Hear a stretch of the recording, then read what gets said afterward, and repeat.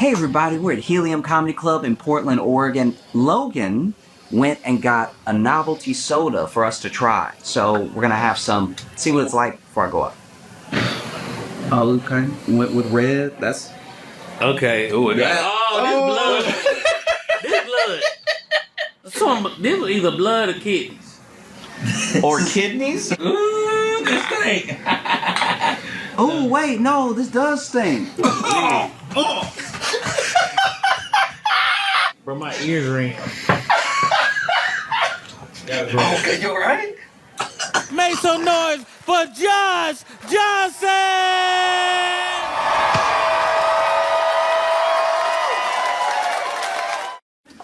I didn't know that we just wouldn't care anymore. I thought it's weird sometimes, as much news as I read and I watch, that sometimes there's a thing that you think just in your head. Maybe it's because of what matters to you. You're like, oh, this thing, this is going to be huge. You'll see a thing, whatever it is, and you'll be like, this is the thing that's going to wake people up or freak people out, or no one's going to be able to stop talking about it, right? Different for all of us. But then, I don't know if this is a universal experience, but I think it is. Eventually, you get disappointed. You realize, like, oh, wow, this isn't as big of a story as it should be. People don't care as much as they should. Like, everyone's moved on, even though the thing isn't resolved. That's wild. And I didn't know that we would just stop caring about the drones that are flying over Jersey. Like, that seems...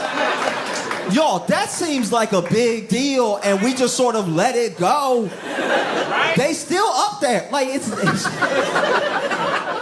I guess they don't need batteries, because they are still... It's wild. There are drones that were flying over Jersey, and they're loud. They're very high up, but they are so loud that people compare them to helicopters. And they've been flying over Jersey for a while now. And, you know, we all kind of thought, okay, they'll tell us what that is eventually. Someone will know. Someone has to know. Because at first people thought it was kids. And then when they said that the drones were like 6 feet wide, they were like, maybe they're rich kids. Maybe it's like... And then people... and then people started coming up with theories, because it was so loud, it was so disruptive, it's over like residential areas, it was so random and everything, that people asked the government. The government came out and they were like, don't worry about it.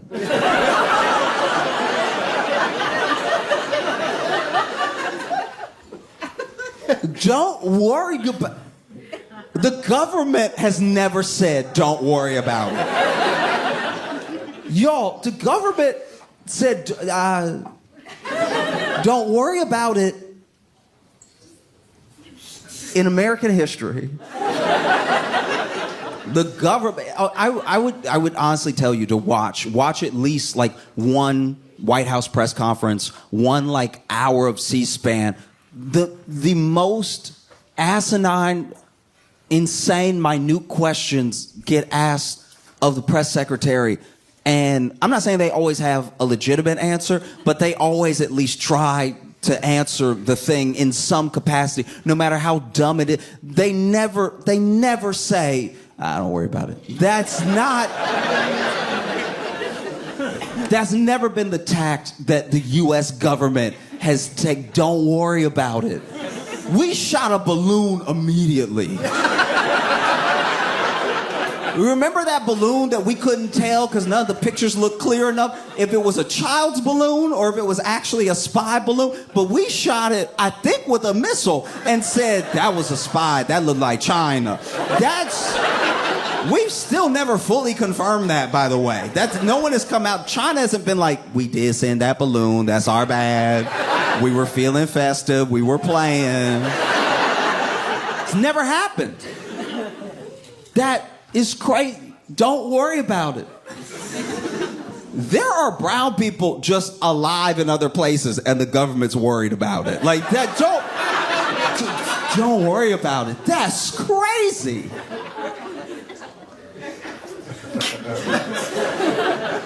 So then people started to come up with their own theories, you know?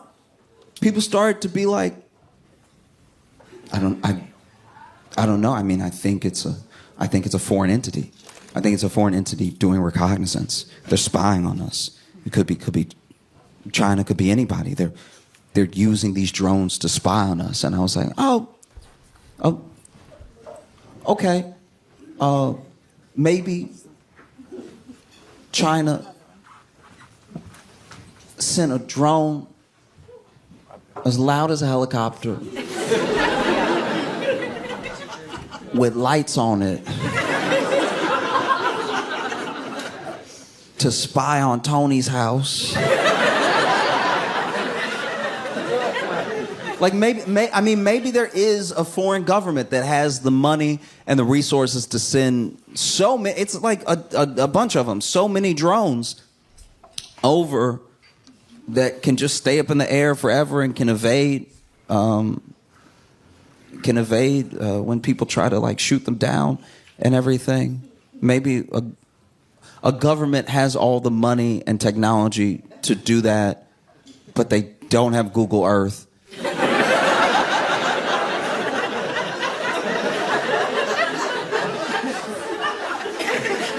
Maybe. And some people think that's very dumb. Some people think, oh, what an idiot. Who would think that? But you know what it's not dumber than? Don't worry about it. That's the dumbest thing a person could say.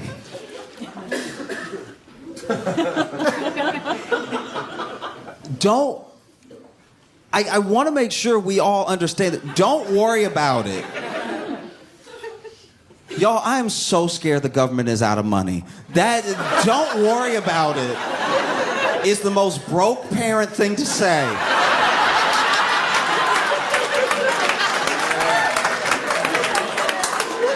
Yo, don't worry about it. When I was a kid, my dad drove, I think it was a 92 Corsica.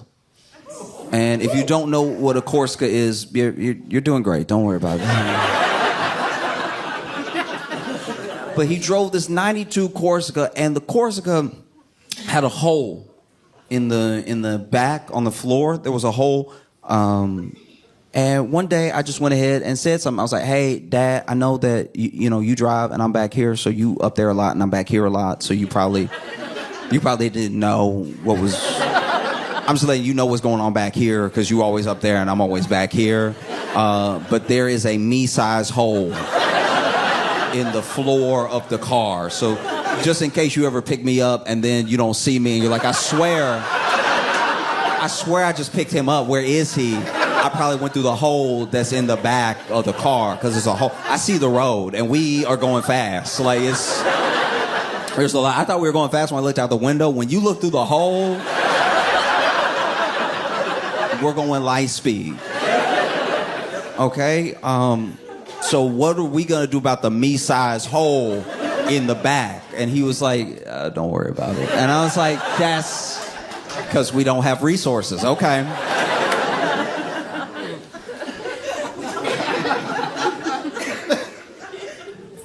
I had a babysitter one time that was making me some dinner, and I don't know. I'm assuming that the babysitter could only cook what we had in the pantry, and I don't know what the ingredients were, but then when I was served the dish. You ever had something where you're like, should this be on a plate or in a bowl?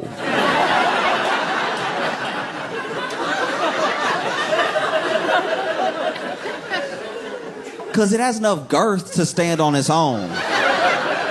But it's soupy enough to need some collection, to need some guidance as a dish on where to be,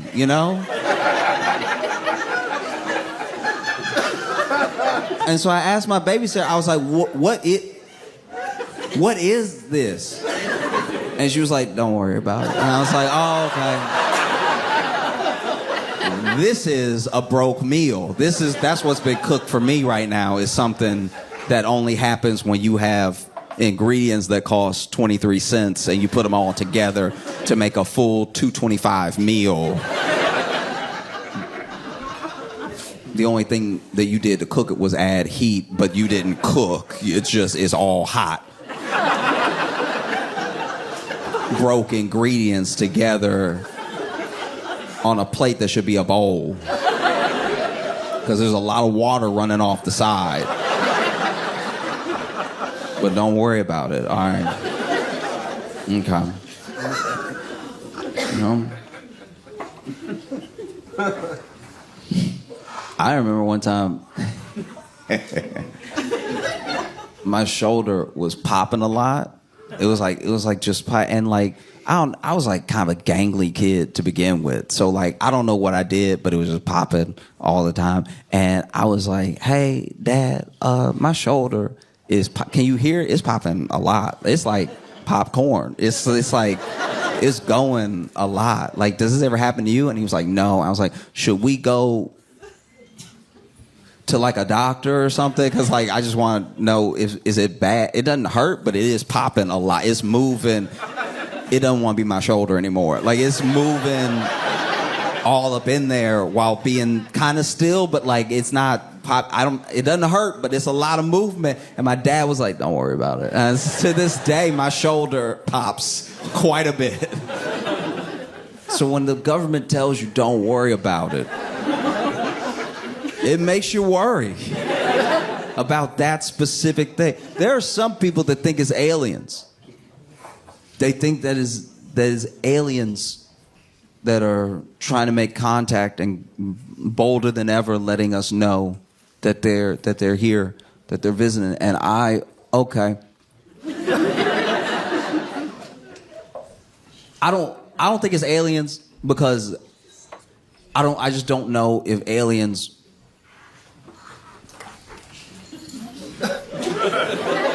I'm really not being disparaging when I say this. I'm just being honest. If you cross dimensions, I don't know if Jersey would be the first stop. And that's...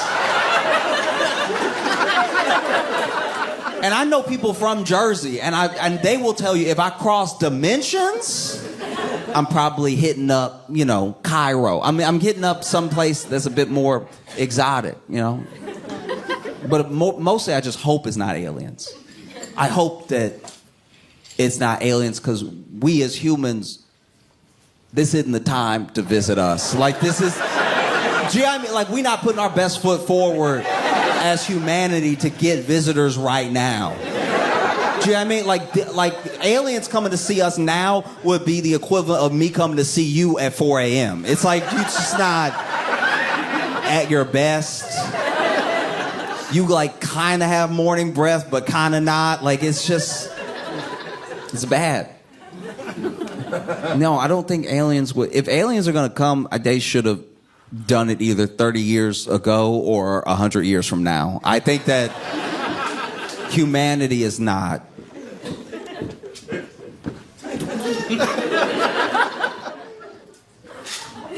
We're not good for visiting right now. You know what I mean? Like it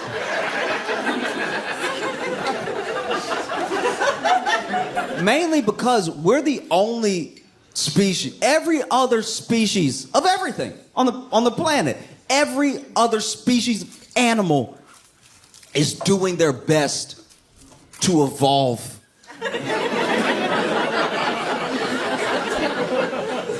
They're trying to go in the direction that forwards the species that, do you know what I mean? That they will still be around.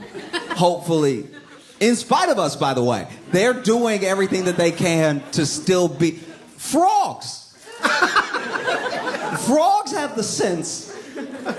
There will be a frog off by itself doing something weird that the other frogs are like, "Don't go over there. Don't that's not gonna help. That's not helpful at all." And the frog will be doing something like jumping upside down or whatever, like just bouncing upside down over and over again. And the other frogs are like, "Don't mess with that." Because they know it doesn't help. They don't look at that frog and go, "He just asking questions." Like,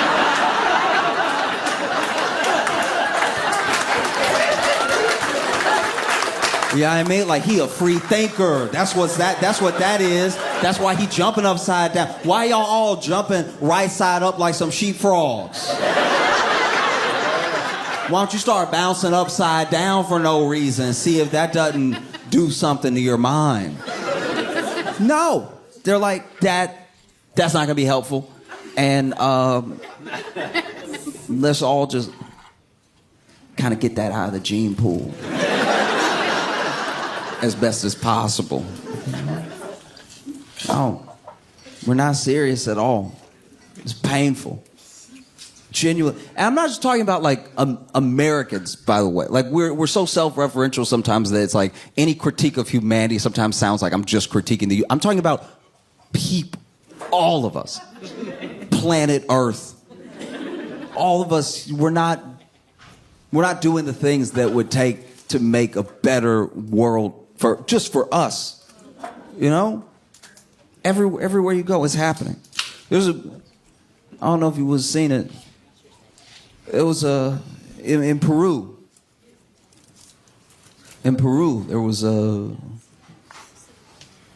drug bust. There was a drug bust where the national police raided this drug house, and who knows if it was like a crack house or a drug warehouse or a kingpin's lair or whatever, but it's where the drugs were. And the head cop, top cop that's leading the charge, leading the raid, led the raid dressed as the Grinch.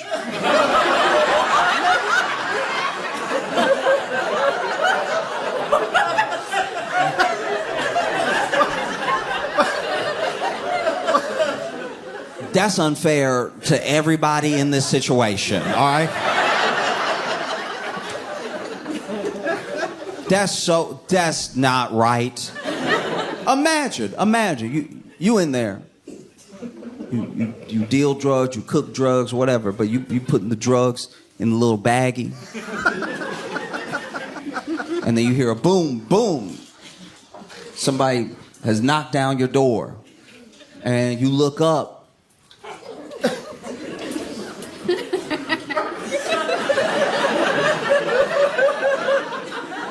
And it's the Grinch. And you think to yourself, actually, you know what? Actually, I do have a sinus infection.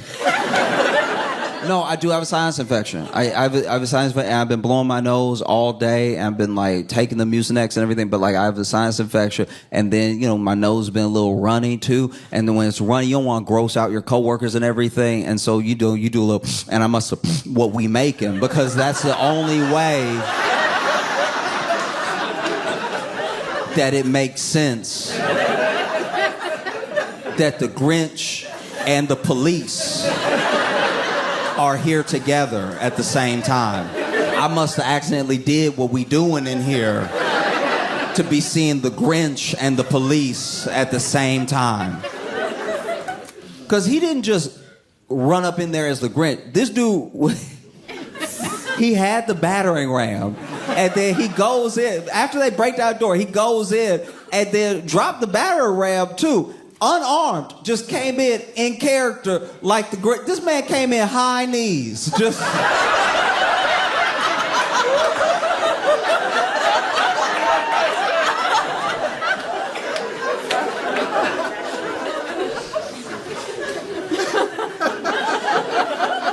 This man came in high kneeing like the Grinch. That's unfair to the police officers doing the raid, because imagine you about to raid this house, right? And you don't know what could be in there. If they got drugs in there, they might got money in there. And if they have money in there, then they probably got some weapons in there to protect that money, protect those drugs from other gang members or just from the police, right? So you are about to risk your life going in. You fit it up. You have the AR-15 and everything. You getting ready to go. But then ahead of you,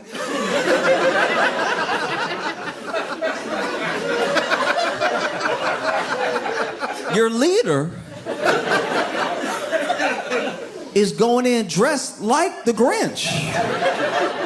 And then he battered the door down and run in. You got to run after him and make sure not to accidentally shoot him while he over here high-kneeing in front of everybody, moving all crazy. Because they did everything like you would normally see in a raid, like get on the ground, everything. But then the Grinch. Sometimes people try to get in character, and I don't think they understand the character because I need to listen to it again, admittedly, but I swear he was making noises that the Grinch doesn't make. So then they were like, get on the ground, get on the ground, and then he was like, it's like that's not in there though. That's not in the movie. That's not in the book. What is that? That's not, you're not even speaking Spanish or anything. Just it's like, in what work? Because you can tell, even as they getting arrested, they're like, but is he with y'all? Like, no, I'm getting on the ground. I'm asking though. Like, he's just moving all weird in here. Like, what is that? I'm getting on the ground. I'm just saying.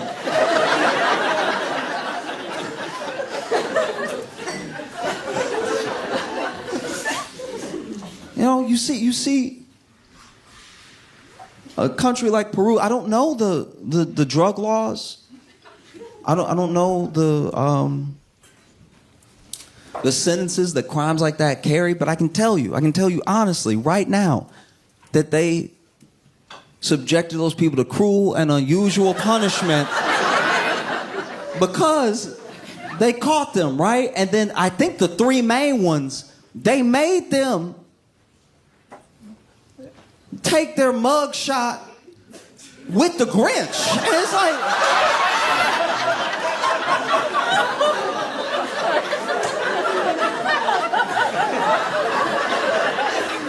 what other reason could there be other than to ruin a person's life? To completely diminish all street credibility than to make them take a mug shot with the grit. They over here, and I'm sure they didn't answer any questions because if you can Google this, look at the picture later, you see them in the picture being like,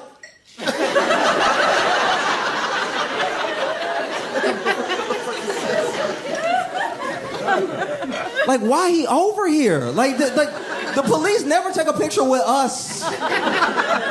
It's three of them lined up holding. And then the Grinch over here taking poses.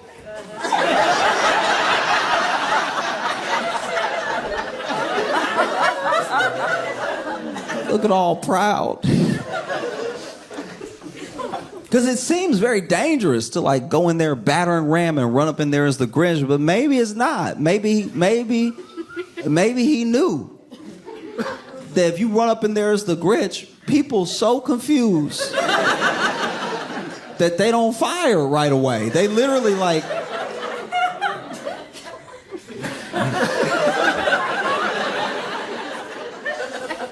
You see the Grinch, right?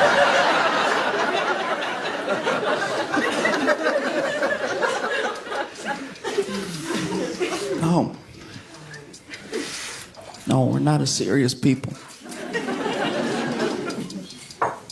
Not at all. No.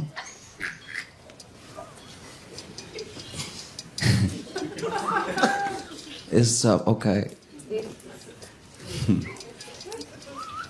I've been very excited to come back to Portland because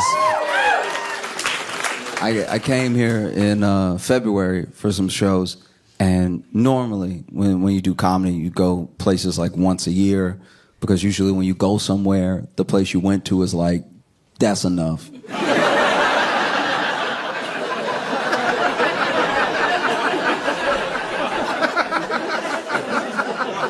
We get it. We get what you do. Give us some time. But I was able to come back, so soon, and I love being here. I love doing shows here and everything. I love coming to Portland because y'all y'all don't wait. You know, you hit people at Portland as soon as they land. Like, it's like...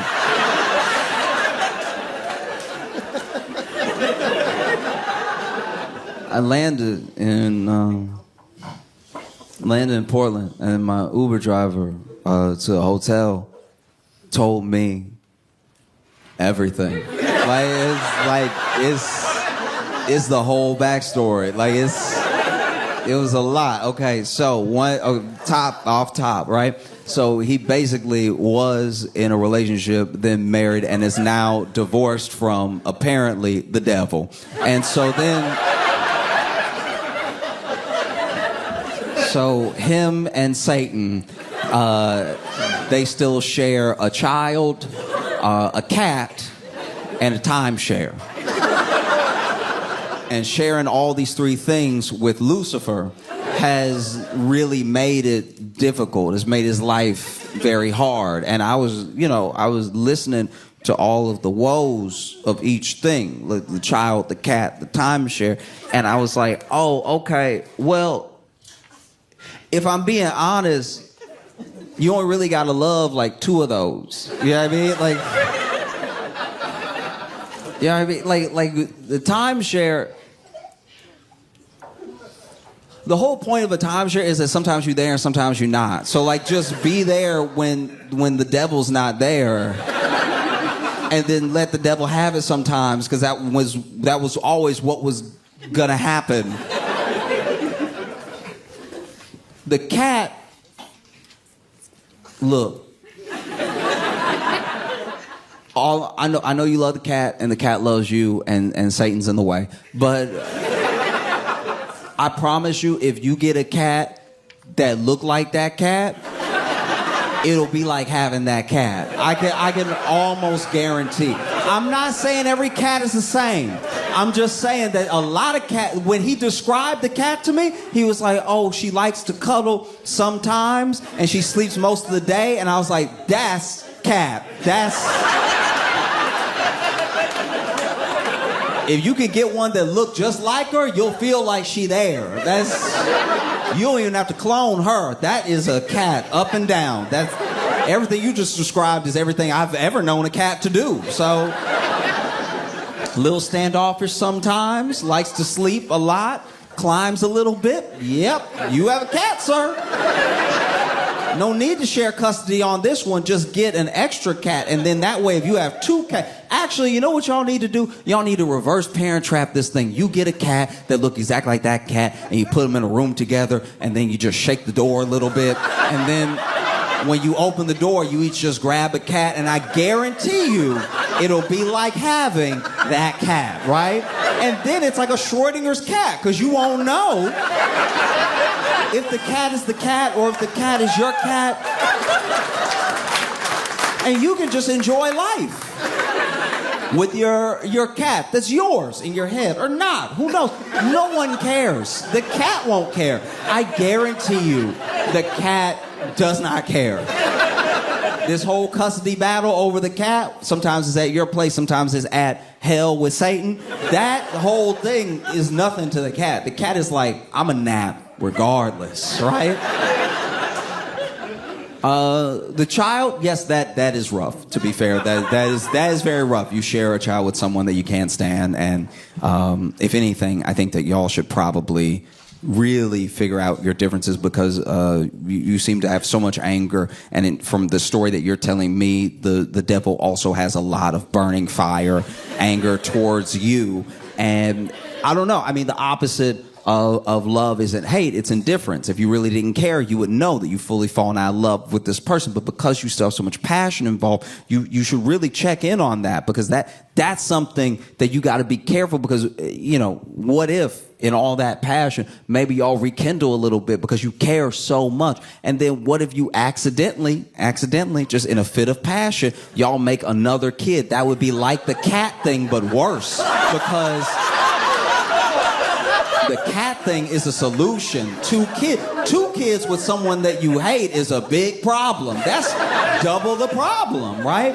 And so then, I guess he wasn't really trying to hear what I was saying, but I only said any of that stuff because I was like, if you tell me your whole life, I thought that you would want some notes on what was going on. I didn't think that you would tell me your whole life and then just be expecting me to. You might as well talk to yourself when you're in the car alone. If you don't expect me to respond to any of it, so then I just laid it all out for him the way that I saw it, Go ahead and let the devil share your timeshare and everything. Go ahead and get another cat. Make sure you figure out the problem so that you can raise this child in a healthy environment. And I don't know if I rubbed him the wrong way or something, but he was like, hey, we've been here. You can get out at any point. And to be fair, we had been at my destination for 15 minutes. I was just sort of in the car chopping it up with him because honestly, we got to my hotel during the timeshare portion.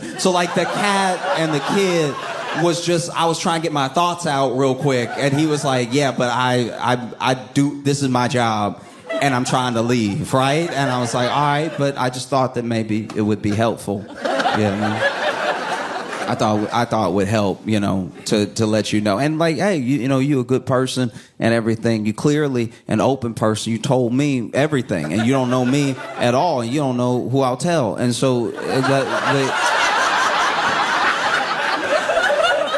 the idea that you're so trusting is both a pro and a con of being in relationships, because it's you're trusting enough to pour out your heart to a total stranger, but also sometimes that trust can either be betrayed or misused, which is what it sounds like the devil did to you according to your story and everything. And he was like, I can get your suitcase for you if you need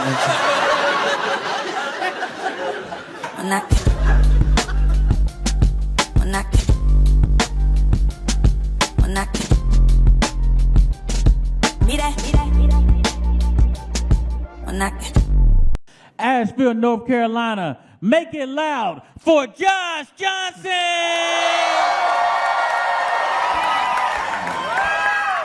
I've been very excited to come here. It's been years since I've been to Asheville, and I like being here because y'all have it all. You have street crime and woods crime. You know what I mean?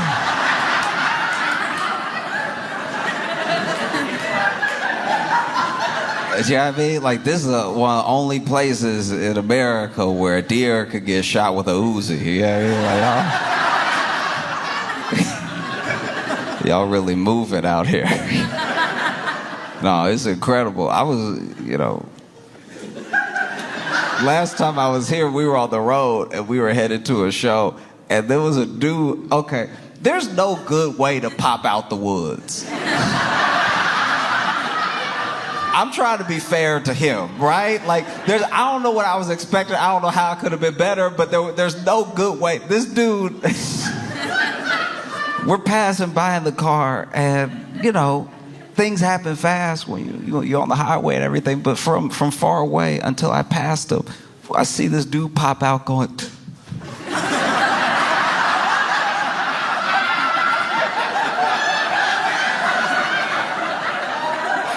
And it's so hard to tell if he needed help or if someone else needed help. Do you know what I mean? You either the victim or the assailant, but you looking like you could be equal parts right now. You know what I mean? Because it wasn't like his head, it wasn't like he had an injury or something. He's like, oh, what happened? He looked surprised that there wasn't more woods to run through. This dude popped out of the woods like there was supposed to be more trees. This man popped out of the woods and froze. And my friends and I were just looking at him in the car as we passed. One pointed, and okay.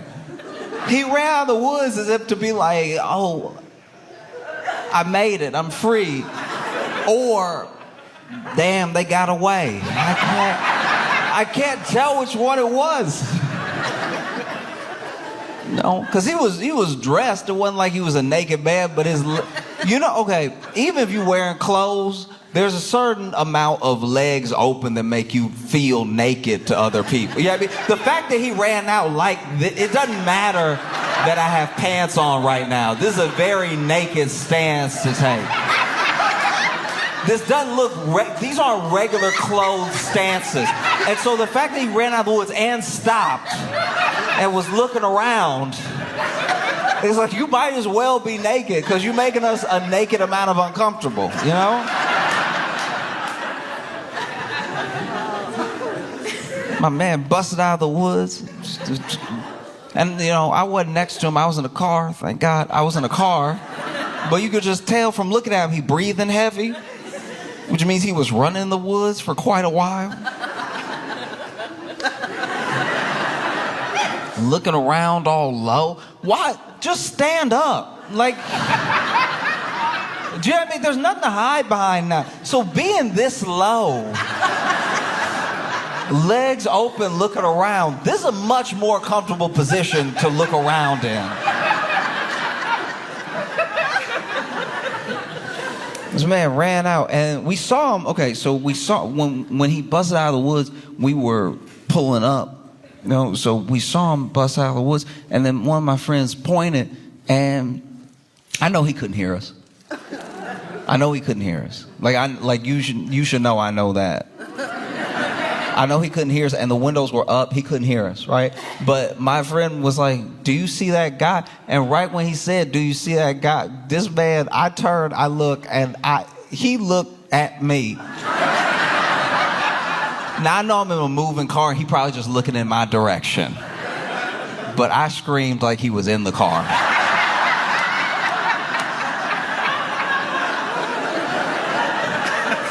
I wanted to have nothing to do. The fact that this man, I'm lit like this, and then this man. Nah. Sometimes it's not the time to smile, you know? You know?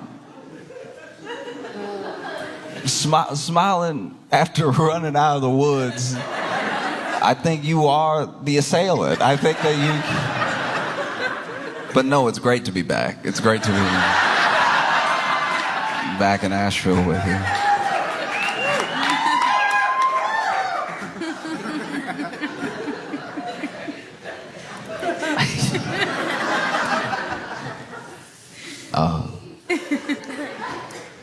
Can I tell you a story?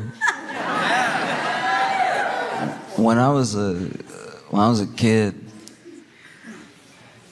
I was walking down the street, and it's funny, man. Art can save your life. It really can. Cause I was walking down the street, and there was this dude right in front of me, right? And I wasn't like too close to him, but I was just basically keeping up pace with him, and we hit a light, and so he stopped, I stopped, and I was just looking around, and I saw a new mural that had been painted, and I don't know, it just fascinated me. I took a second to look at it, and I guess the light had changed, and we had the right of way, and he went off walking, and I was still just staring at it, and then just as I decided that I had taken it in enough, I turned and got ready to take that step off the sidewalk. And then in the middle of the street, this car had, I guess, run a light and was about to run another light, and it hit that guy, the guy that I was right behind, you know? And he's okay, by the way. I mean, he did get hit by a car, but like he's the level of okay that you are years after getting hit by a car. He moved on. Like, he walked away that day. It mostly hit his ass, but like it did graze him in a way that, like, because I was just a couple steps behind him and because I've been keeping pace with him for a whole street, I was like, that would have hit me square. You know? And I mean, they were trying to stop. They had slammed on the brakes. That's actually maybe one of the reasons I turned, because I started hearing the screech and I saw it. Boom. And he got up, but he did bounce. Like, he It's like, if he bounced, I would have flown. I don't know why it is when you get hit by a car, sometimes your shoe fly off. I don't know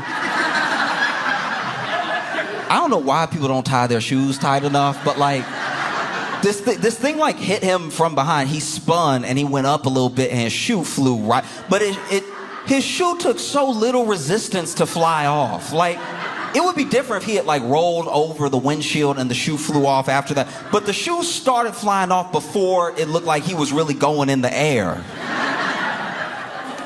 It looked like he had one shoe and one sandal. The shoe was so ready to fly off. Anyway.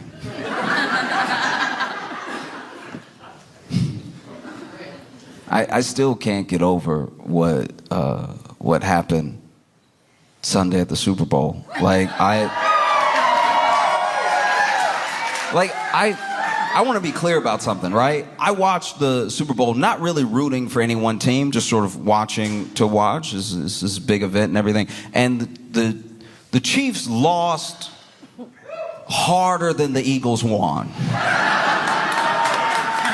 I don't know if that sentence makes enough sense, but it, like, at a certain point, I was just like, maybe I could play. Do you know what I mean? Like, I'm not good either. I could get tackled too. Oh, that was rough. That was hard. There was one point where I was watching it, and I was like, guys, you want to watch a good game. Like, in my mind, you want to watch a good game, especially when you don't have any loyalty to any team. You just want to watch like a really fun, wow, that's crazy type game. And it was such a thrashing that I was like, y'all, not in front of Taylor.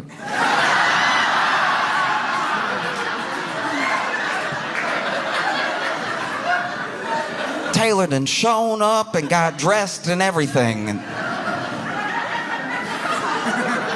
there was one point that they went to Taylor on the camera and they booed Taylor. I was like, what did she do? Do you know what I mean? There's nothing America hates more, apparently, than a woman minding her business.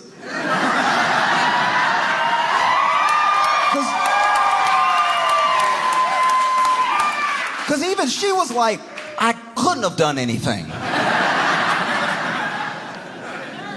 But I tell you what, you know, I want somebody to believe in me, to really, truly, from the bottom of their heart, believe in me the way those commentators believed the Chiefs could make a comeback. The things that I was hearing made me feel dumb. I started to feel like I didn't understand football at all the way they were talking. They were talking so wild about, so first 10 points that the Eagles got, they were like, hey, fun little fact for you. Every time the Chiefs win in the Super Bowl, they come from behind. I was like, what stat is that? All right. Okay. And then the Eagles scored another touchdown. They were like, well, it's only the first half. Anything could happen next half. It's like, all right. And then they have the halftime show. Then they come back from the halftime show, and then they're asking one of the announcers. They're asking one of the commentators, like, what was the mood like in the locker room for the Chiefs? Like, what was the plan? And the person they were talking to was like, they know. No, they know they like 34, 39, whatever points behind. They were mostly talking about that. They were like, oh, we got to go out there and correct that. That doesn't feel good at all. We got to do the opposite of that next time. Was the general mood in there, was to just be different than they were before. I think there was a little prayer. Yeah, they were in, they were in tough spirits, but they're going to try and make a comeback in this next, because, Taylor's here. We got to do it. And it was the third quarter. The Eagles scored again. And the announcers came on, they're like, look, you never want to celebrate too early if you're the Eagles, right? Because you have no idea what these Chiefs could do. You can tell they're just trying to like save the ratings as hard as possible to make it seem like there could be this 10-second comeback of 59 points or whatever they need. It was the most insane. I was like, no one has ever believed in me the way that they're like, you never know though. Even when it was the last 5 minutes, they were like, you know, you never want to celebrate too early because that's how you can lose the game even when you are 99 points ahead, okay? It's the hubris that loses games. I'm sitting there like, do I not know how to count? Like, it's too many sevens away. I think they got it.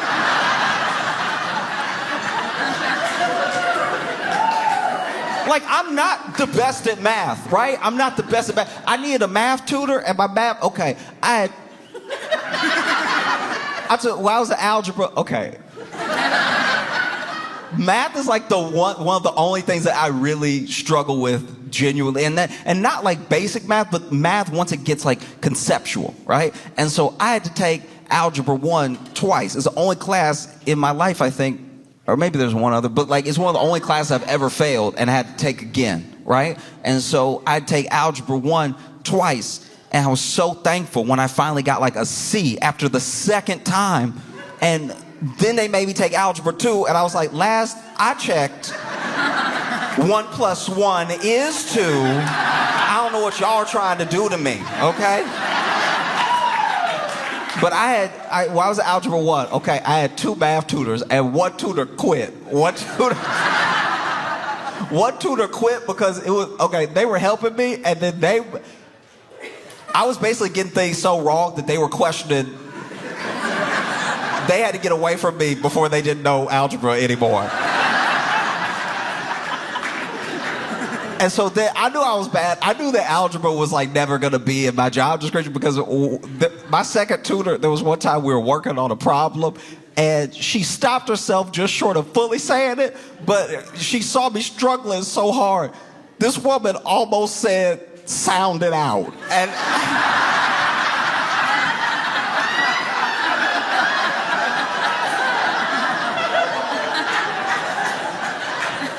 And she stopped herself, but you could tell, like, beneath the surface, there was this thing of, like, I don't even know how to help right now. And don't get me wrong, I'm not judging. I hate when people look at the efforts of, like, elite athletes as if they're not all incredible. The Kansas City Chiefs are good. They were just bad that day against the Eagles. I throw a football like I just got an arm. So I'm not going to be over here judging too harshly, right? It's just the way that they fought so hard. Oh no, they can pull it out. Trust me. They can do it. You know?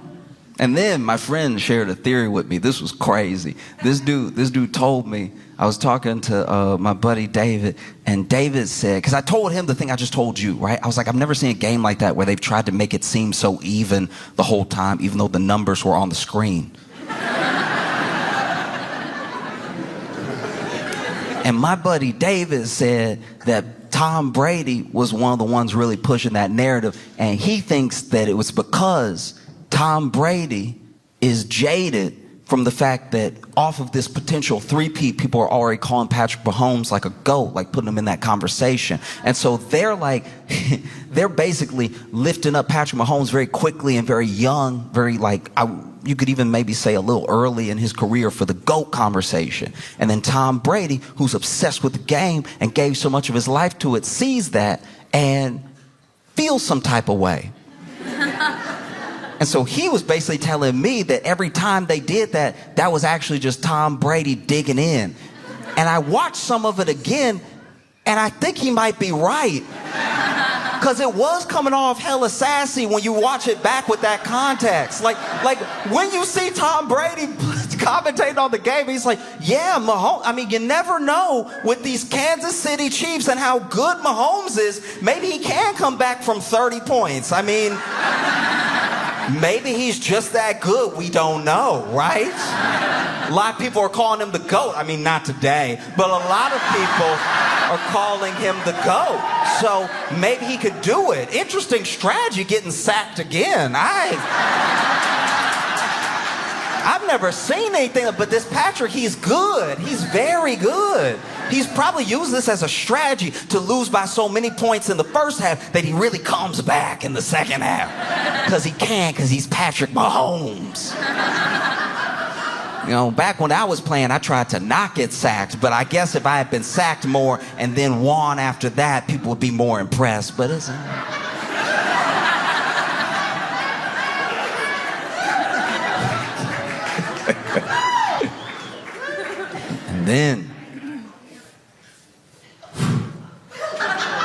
And then you had the Super Bowl halftime show.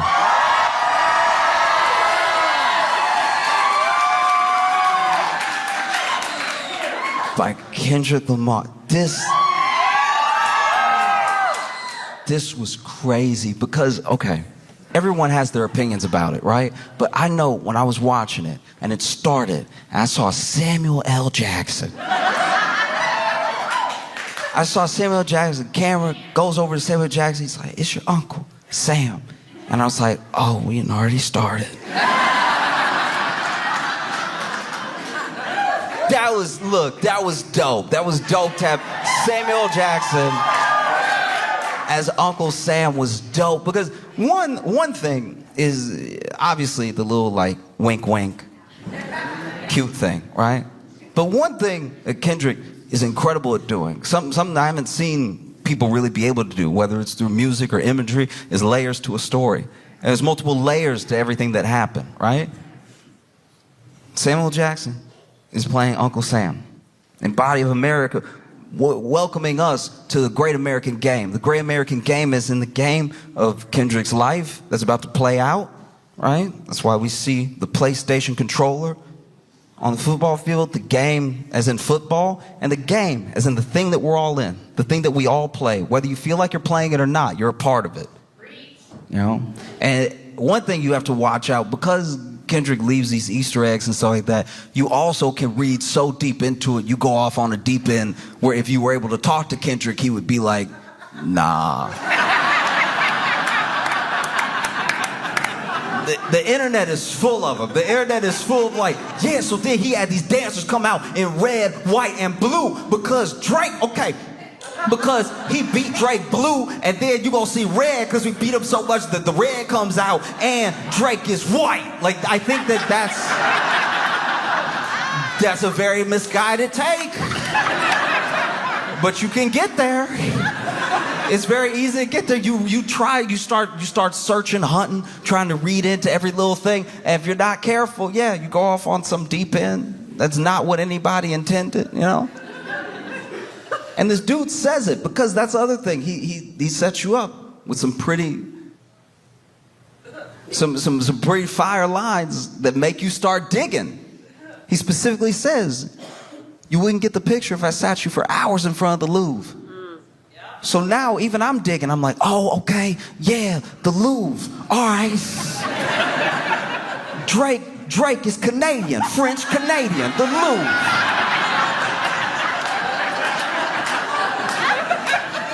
Yeah, French Canadian, the Louvre, like in France where they keep the art. But Drake's not an artist, no.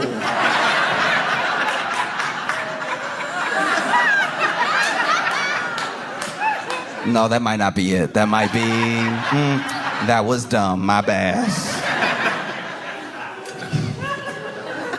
And so he does this snippet, some people are calling it bodies, and then he does Squabble Up, and out of nowhere, after Squabble Up, Samuel Jackson comes out again, no.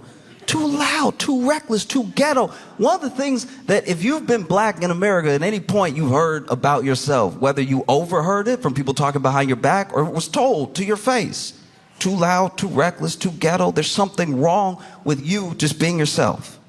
You know? And it's delivered by Uncle Sam. Right? I don't know, when I go to like a new place, one time my friend was asking me, because I travel so much, he's like, how do you know how racist a place is? when you go there? You know, don't you think about it? I was like, yeah, I think about it. You know, if you're black and you travel America, you think about it a little bit. And I was like, you know, this is the way that I know. I'll just go to like a West Elm or a Patagonia or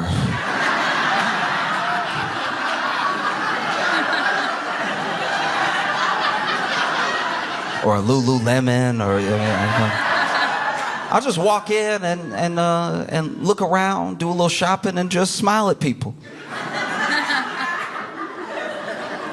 And however long it takes them to smile back is probably how much danger I'm in. You know, you go into Patagonia, you smiling at everybody. Hey, hey, hey, hey. And you get a couple smiles back quick. You're like, all right. We're safe. But if you walk into a West Elm and everybody just looking,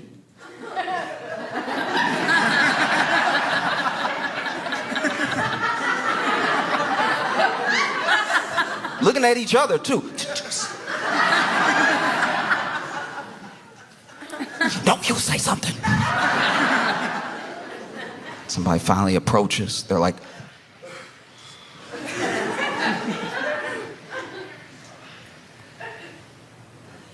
can I help you?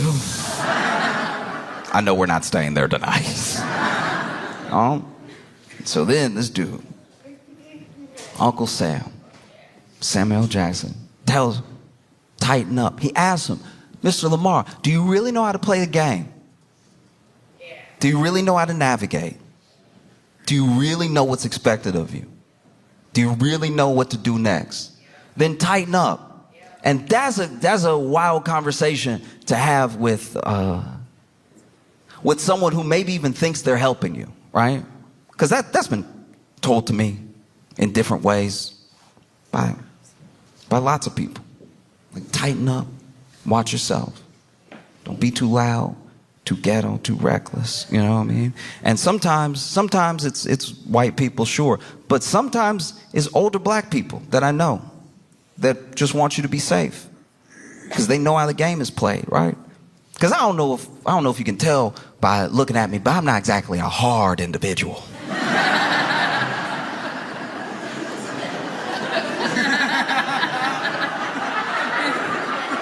Do you know what I mean? Like, I'm not.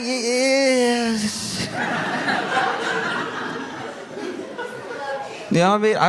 Not only am I not a hard individual, I remember one time, you know, my mama tried to raise me to be a gentleman. And there was this one time, I was in college, and I'm working on a group project, and one of our classmates was ready to go to her car, and she was like, hey, does anybody mind walking me to my car?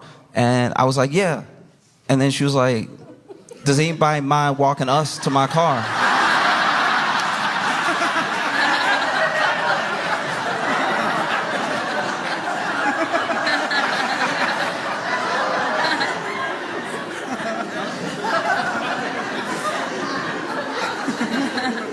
I'm not a hard individual. You know, I'm smiling at everybody. Literally, I use the smile test.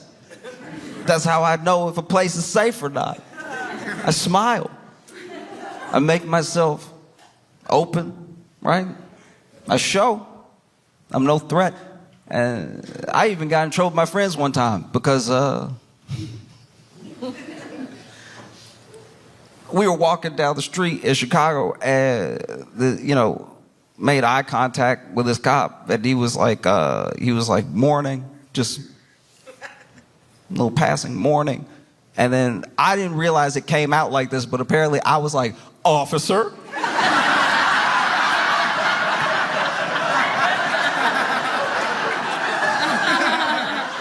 I don't remember it like that, but apparently that's how I sounded.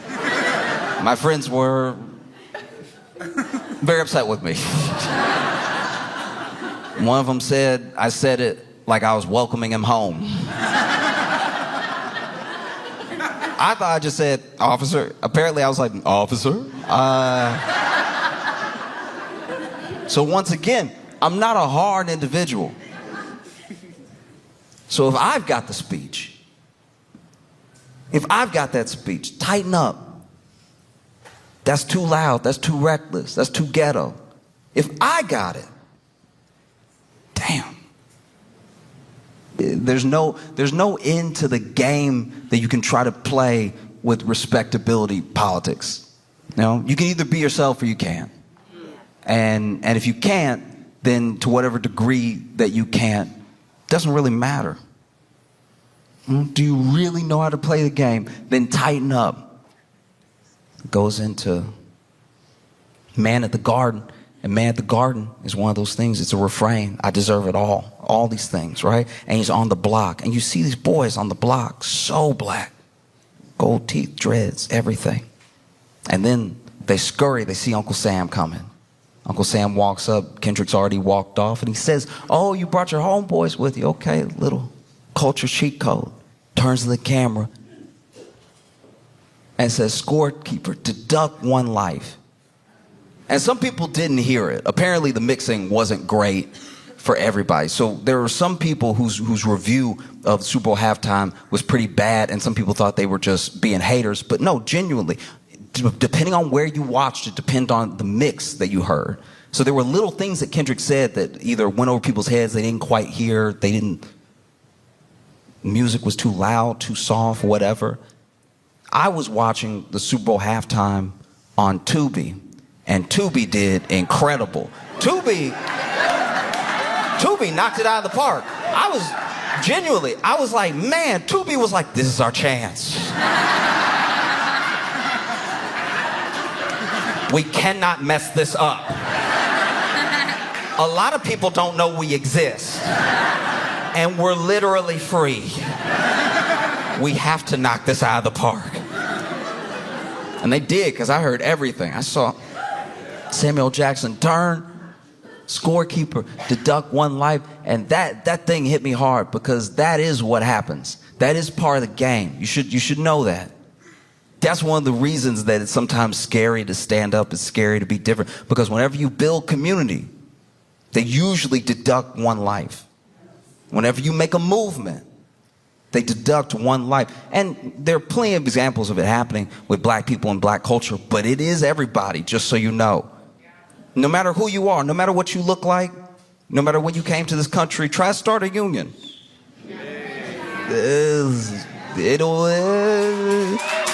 And look, it might not be you. They might miss. But it is what happens. Deduct 1 life. And it's wild to hear Samuel Jackson deliver that line, because Samuel Jackson was an usher at Martin Luther King's funeral. Right?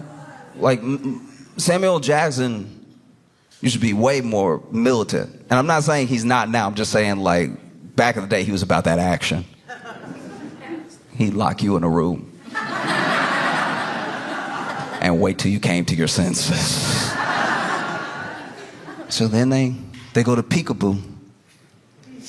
I don't know, it's just funny to me what Kendrick just played Peekaboo.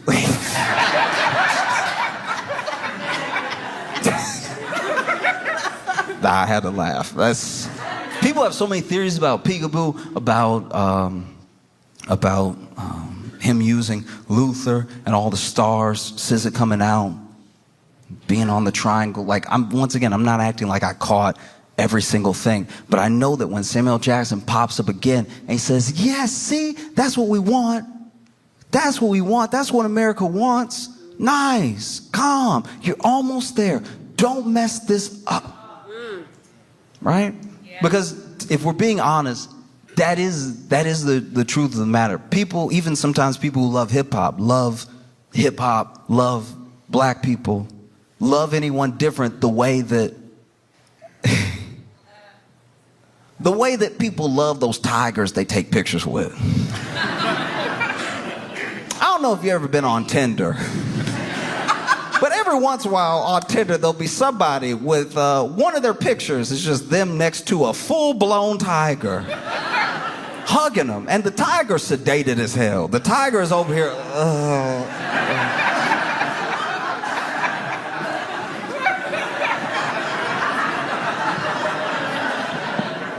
And they're over there hugging its neck like they're in the Jungle Book. Like, we have to protect these beautiful animals, all right? We have to preserve their way of life. Oh, shoot him again. Shoot him again with the dart. He looked like he was opening his eyes for a second. So sweet, so gentle. Deep down, they're just gentle, gentle creatures. Shoot him again. He moved. That leg. I don't like what that leg doing.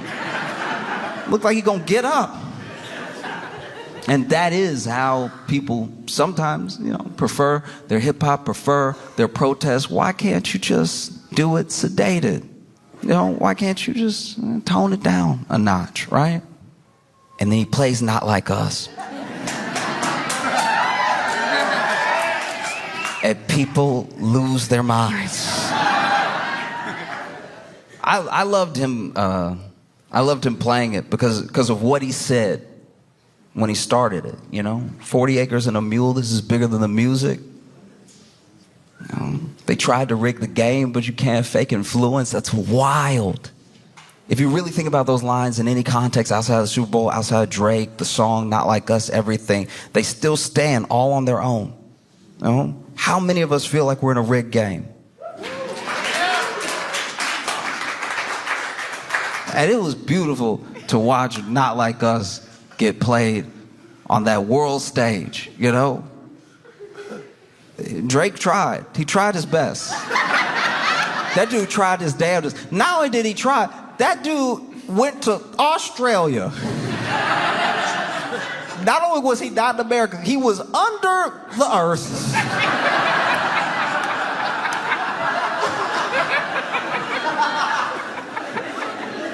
This man went under earth to do, to his credit, I'm not acting like he's not a big artist. I'm not acting like he doesn't have an album dropping this weekend. I'm saying like this dude went under the earth to do an arena show just to make sure at least these people aren't watching the Super Bowl.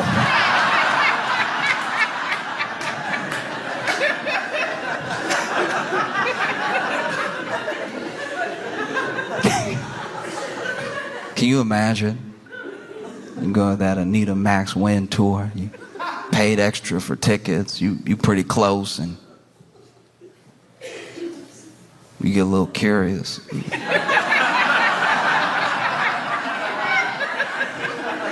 Drake on stage. What is that? What is that? Get him out of here.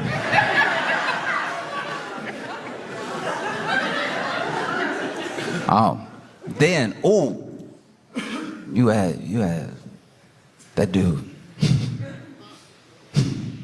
That dude performed Not Like Us. When I was like 2 years ago, I went to visit my friend. Now my friend had a baby years before that. By the time I met his kid was 5 because we hadn't seen each other a really long time. And cutest kid. It's crazy that my friends are having kids because I can see. You ever see somebody who looks so perfectly like a mix of their parents? You see perfectly both of those people in this new person. And we were supposed to hang out all day, and he went and we were in the kitchen. He grabbed something for us to drink, and so he had poured himself an almond milk, poured kid something, was like, "Will you want anything?" I was like, "Oh, I'll just take that," and then poured me some. He's like, "I'm gonna just go ahead and get changed. I'll be right back." He goes upstairs, and now it's just me and his kid. And I'm like, "How you doing?" He's like, "I'm good." And it's crazy because he even had I'm just meeting this kid, but he already had my buddy's mannerism. Just that shoulder thing. "I'm good." It's exactly like his dad. "I'm good." And it's like, "Oh, okay. You having a good day?" He's like, "Yeah." It's like, "You excited? I think we're gonna go to the zoo or something." He's like, "Yeah, sure, I'm excited. Be fun, And then he turned around and he knocked my milk over.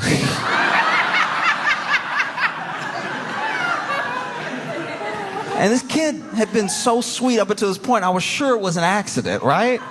Until he turned to me and he was like, "I spilled your milk."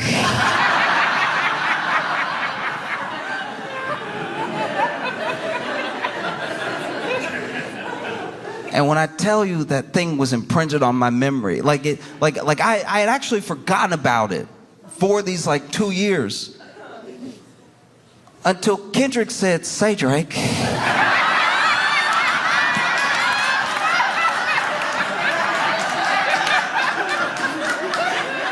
Kendrick Lamar has an incredible smile, but he always seems to use it for dastardly deeds. This man said, "Say Drake." I haven't been that scared. I know he was talking to Drake, but even I was at home like, ooh. Like, that man whipped around and said, "Say Drake," like he just ran out of the woods.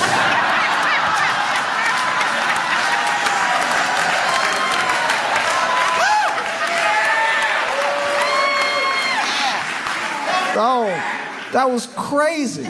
That was insane. "Say Drake." And then you see a glimpse of Serena.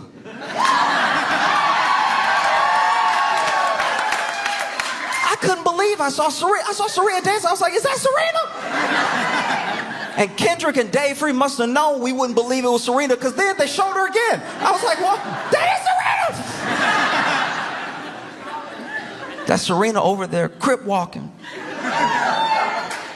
Which, if you pay attention to the layers, you pay attention to the storytelling, one of the most beautiful things about Serena being on stage, crip walking, dancing, right, is not just as a sort of FU to Drake, right? Because it is. Because her and Drake, you know.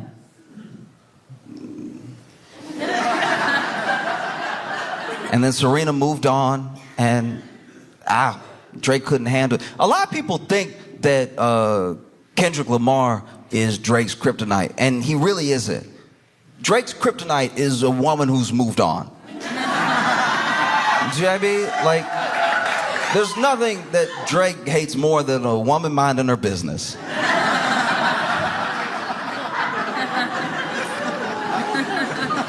And so he would make songs, little sneak disses at Serena, little sneak disses at Rihanna, all this stuff, right? He loves beefing with women who have moved on.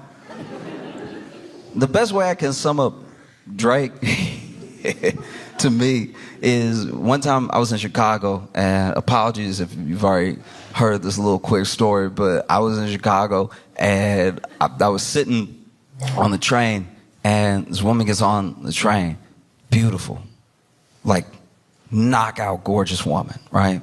And she ended up sitting next to me, and then this other dude gets on the train, and he's sitting across from us, and he tries to holler. You know, he's like, hey, sweet thing, how you doing, right? Now, this dude, to be fair, was very good looking. He was very good looking. Like, when I looked up at him, I was like, oh, you two would make sense. Very good looking dude, put together, everything. And he's like, hey, sweet thing, how you doing? What you doing? Where you going? How's your night? You know? And then she looks up from her phone and she goes, oh, nah.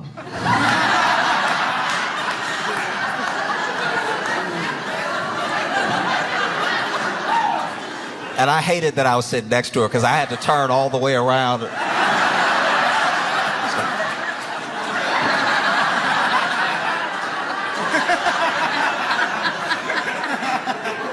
But she goes, oh, nah. And he just sits there. Sits there for like, maybe 40 seconds. And then train doors open. And he looks at her and he's like, you can't hurt me. And then he got off the train.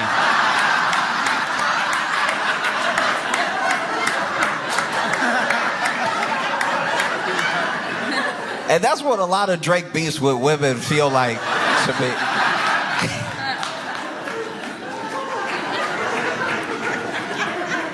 Because the layers of Serena dance is not just like this FU to Drake. Is one, also, we're playing the game, right? We're all part of the game.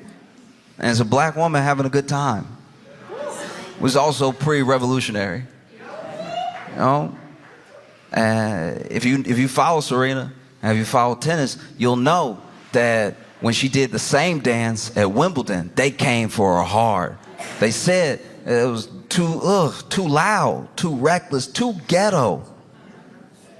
And now she's doing it in front of the world.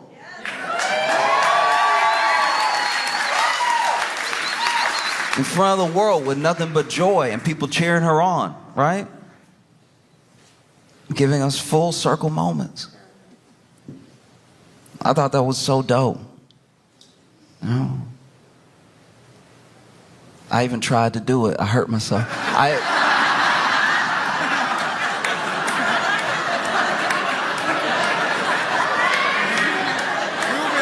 Nah, I popped right up. I was like, oh, Serena!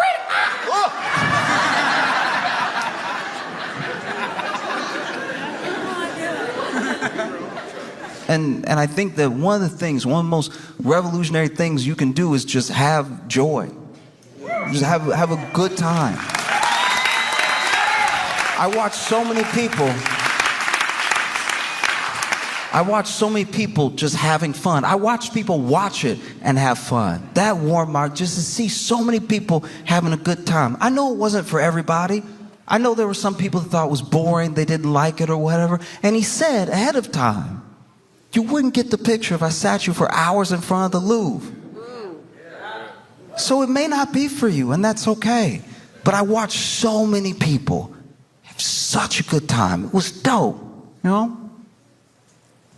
And it's more than fitting. It's a blessing. It's an honor to talk with you about this, about black music, about black joy at the Orange Peel in Asheville, North Carolina, a place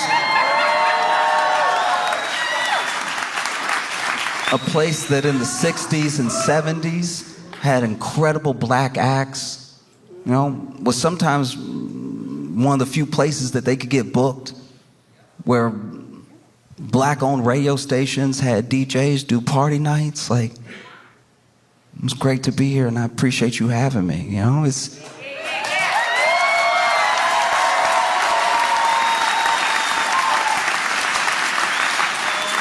I think that for the most part, when I think about the halftime show and when I rewatch it for the 100th time,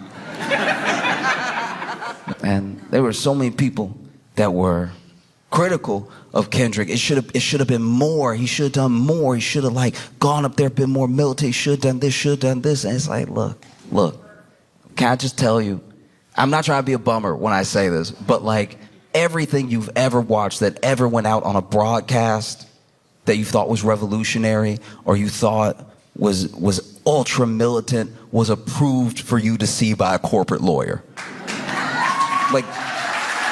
All of it was, you know? In fact, whenever a moment gets through that's not that thing, that person usually faces swift consequences. There's so many people that are like, no, he didn't go far enough. He could have done so much more. And it's like, look, I understand. That's what people are saying. But if you really believe that, if you really believe that he should have done so much more, I can tell you this, art can save your life. Art can absolutely save your life. I believe it from the bottom of my heart. But believe me when I tell you that entertainment will never be your salvation. All right? Art can save your life, but entertainment by and large is escapism. And no one has ever escaped their chains by forgetting they were there. So you cannot, when I tell you, you will not be saved through entertainment alone. Expecting Kendrick to rap so good that Trump is like, I'ma stop.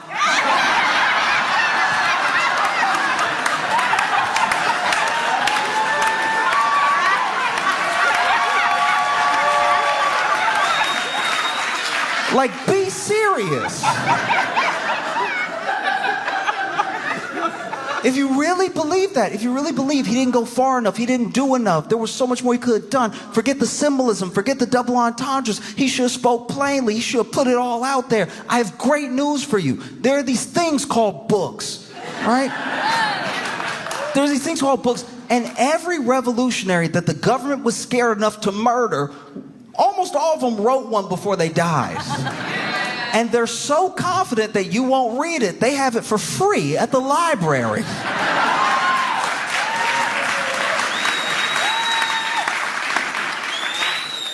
I'm just genuinely, I don't know what to say sometimes when people are like, why didn't he do this? It's like, I don't know, man.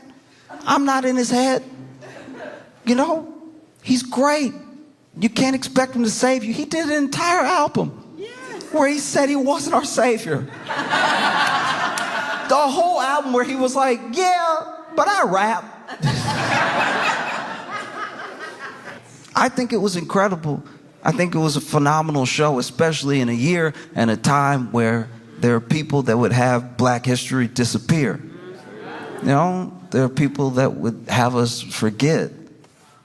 And I think the only way to stop Black history from going away is to make more of it all the time.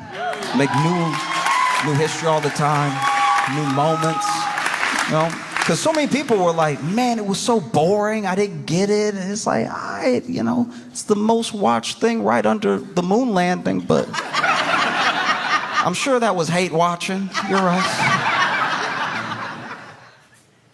I think that whatever you take away from the performance, if it's art that touched you, that made you feel something, that's good. That's all you can hope for.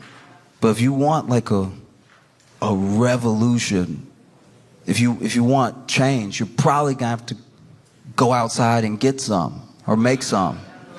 That, like, if you want, like, because then, you know, he plays Not Like Us and then we all scream Mustard. DJ Mustard comes out, they're dancing. And one thing I really loved about the performance, genuinely from the bottom of my heart, is that almost always what people will do, the Super Bowl thing to do is go out there and play your hits. Make a medley that reminds us why we love you, right? And this dude, he did some of his hits, but he mostly did this GNX album. He even says it when they start playing TV Off.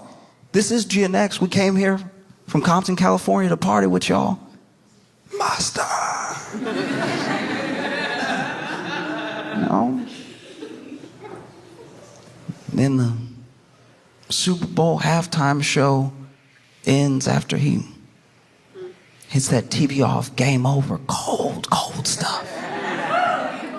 And then they come back. Tom Brady's like, well, let's see if Patrick Mahomes can like really bring it home. Like, he's so good. I've heard he's great. I've heard he's fantastic. So I'm sure he can come back from this 2,000 point deficit.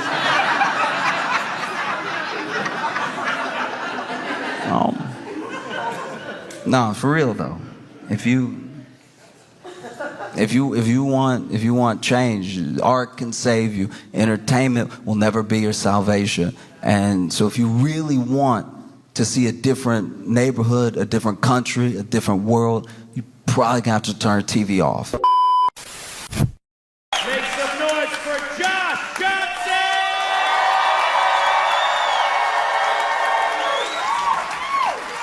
There's so much is going into the Super Bowl this year. Not only is it Chiefs versus Eagles, there's so much more at play, you know? Like, everybody talks about Taylor Swift and Travis Kelce because they're this idea of like the couple we imagine in our minds, but they're adults. It's like high school, but grown up.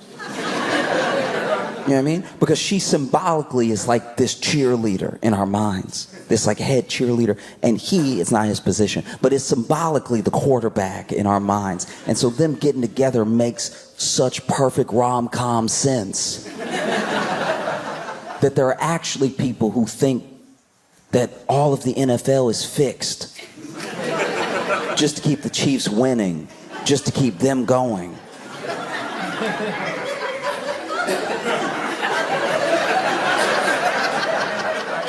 And honestly, you kind of have to give Taylor props. There are people that think she's so powerful.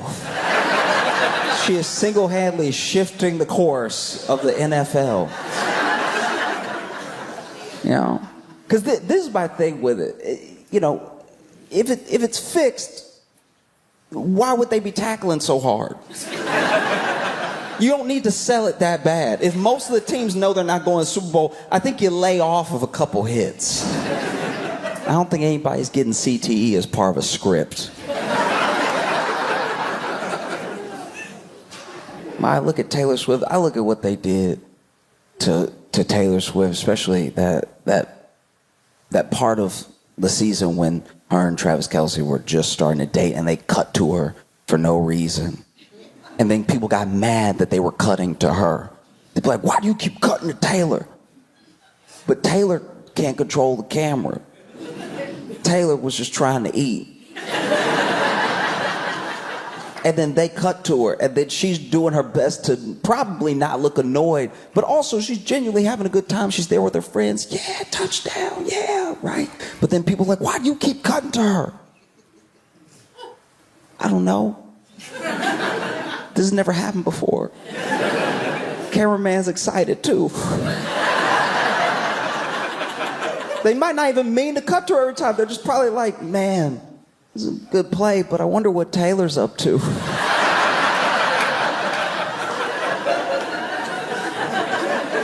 Don't get mad at Taylor because the cameraman got a crush. And so then Taylor Swift, Travis Kelce together. Now Travis Kelce is an interesting dude to me. He really is. Because Travis Kelce, up until this point, I don't know him that well and follow him that closely, but I think he had like mostly, if not only, dated black women before Taylor, you know? And so he has like a fade.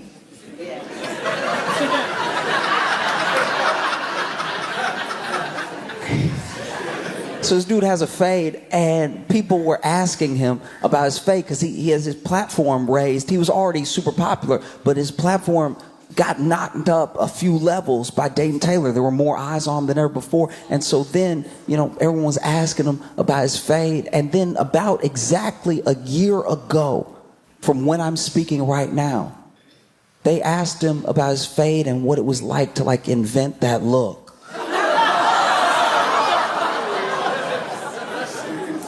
And to his credit, Travis Kelce said, it's the first day of Black History Month.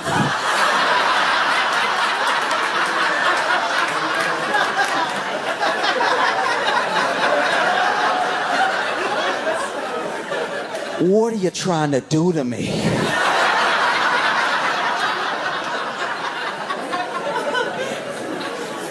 Which, what an answer. You know what I mean? Like, this is the thing I really didn't think about until that moment, is that if you're like a white dude, right? And something ignorant or even bigoted happens around you. Somebody asks an ignorant question or somebody just says something, right? The expectation, if you're a good guy, is to say something immediately. Just really stand up and be like, hey, that's not cool. That's not okay. Don't do that, right? You know, just really, you can't even give it a second. You have to be like, hey, stop right there, okay? Hey, listen here, pal, cut it out. Hey, look, buddy, don't go any further, all right? Gosh darn it, that's racist. Don't you dare, not in my house, not. Nah, get a load of this guy. No way, not today, brother, right? That's the expectation, that you're gonna like notice it, you're gonna catch it, and you're gonna jump on it immediately. And if you don't do that, then you must have been with that thing. That's the assumption, right? But then you're also, and I really didn't give some of my white friends enough credit in this position, if you take too much of a stand, that's also suspicious. You know what I mean? You hear me? Like if something like ignorant happens around you, or an ignorant question gets asked of you, and then you're like, what? No! Racism? Not today!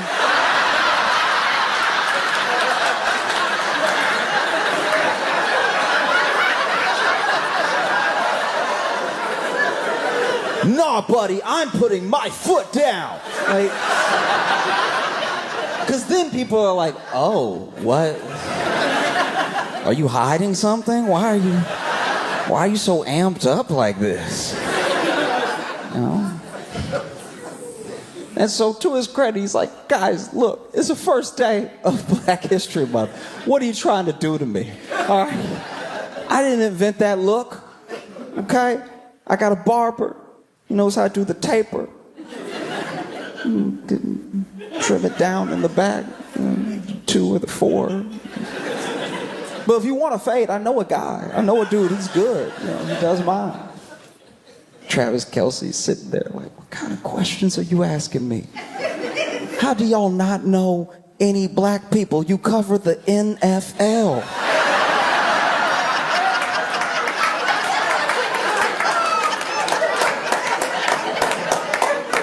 What's wrong with you? You know? And Travis and Taylor together, they do, to me at least, the little bit that I engage with it, because I don't necessarily follow either one of them closely, but every time I see them together, they do look like picture perfect in a way where I'm like, okay, obviously you're going to get the conspiracy theories, but the conspiracy theories were weird to me because they were like people upset. But what's there to be upset about? It's football. She's blonde. We're in America. This is the most American thing that could be happening. And there are people that are like, no, it's a psyop. I'm like, against who? It's a beautiful white couple. Who are we trying to trick? What is the plan here? That's how you can tell there are some people that just need to be mad about anything possible. I'm like, what? You're the one that said stop kneeling, and now you're mad at Taylor and Travis Kelce for holding hands. What's crazy about the Super Bowl for me is that no matter who wins, no matter who it is, the celebrations I've always found very odd. I understand celebrating when you get the touchdown. I love those. I hate it when the NFL tried to clamp down on any showboat, any celebrations, because you just did one of the hardest things in the world. Imagine if you did that for a scientist. Scientist finds the cure and he can't even do a little.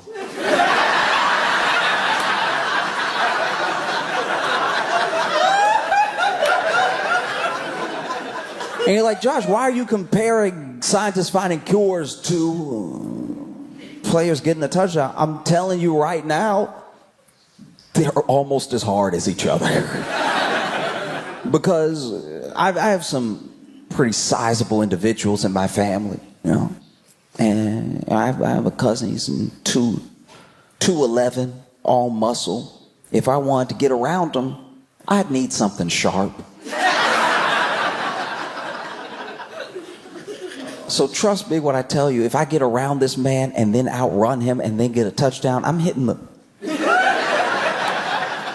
hard. I'm hitting it in his face because it may never happen again. I love a good touchdown celebration. They spike that ball and then you see what moves they have, because these are big men. These are very big men. So they're not always the most agile. They're good at running, but usually in a straight line. A lot of the times when these players fall, it's falls where, look, I'm not a professional athlete, but I don't tip that easy. Every once in a while, you'll see an NFL player run it, and then somebody just sort of moves their shoulder, like, uh-oh.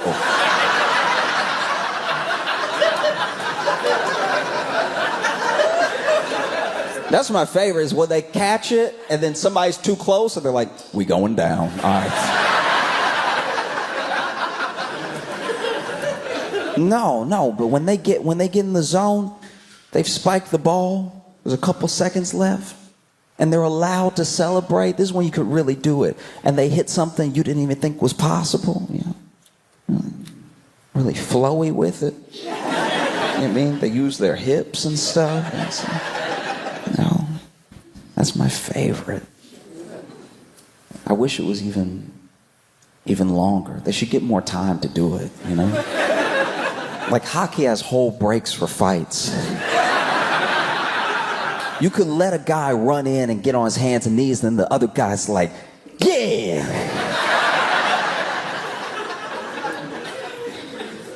No, I'm telling you, it's a beautiful thing to see them that excited, that happy. This is what they work for. This is what they put their bodies on the line for, and it's why they're in pain most of the time. These dudes retire, and it's not like they can just take an Advil. They just have headaches for the rest of their life. And so in this moment, they did what they came to do. They scored. Maybe they won. Let them celebrate, you know? Some of the celebrations I don't get, though. Like, when they win and they have to throw some sort of liquid on the coach. I feel like we never ask the coach how they feel about it. Because they don't always look excited. It's almost like a requirement that whatever it is has to have some ice.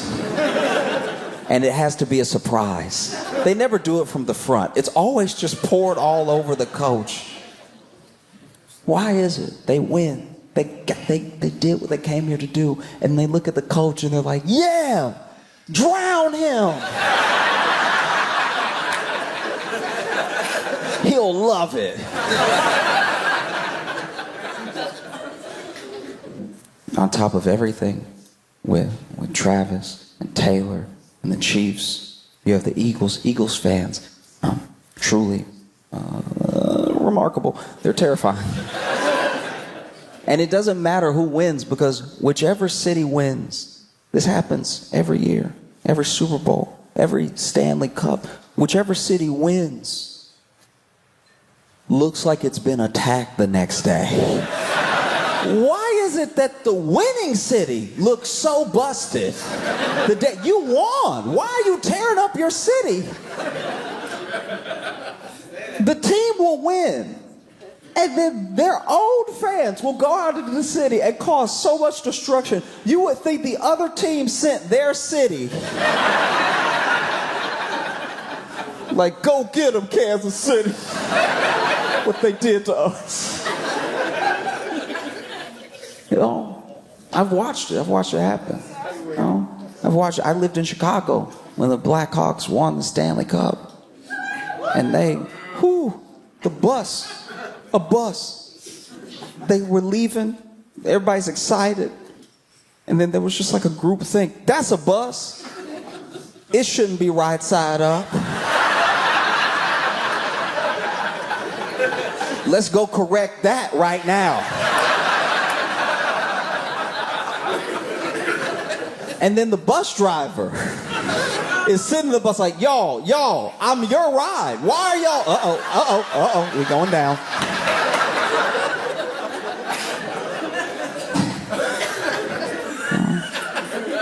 And on top of it all,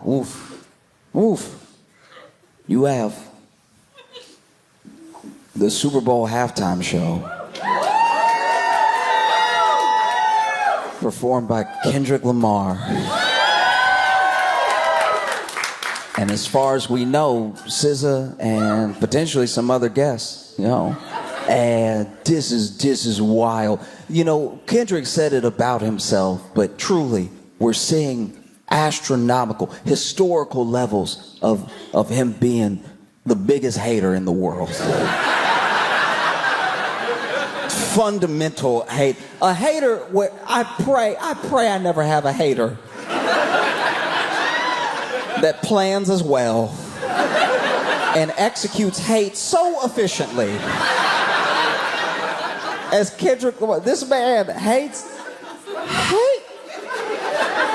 the level of hate. Okay, so if you are not aware, in the beef between Drake and Kendrick Lamar, the first song that you could say maybe even kicked off the whole thing, some people say it was like that, but some people say it was First Person Shooter. And in First Person Shooter, Drake says, big as the what?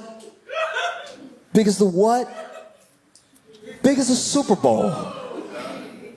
And I guess Kendrick said, challenge accepted.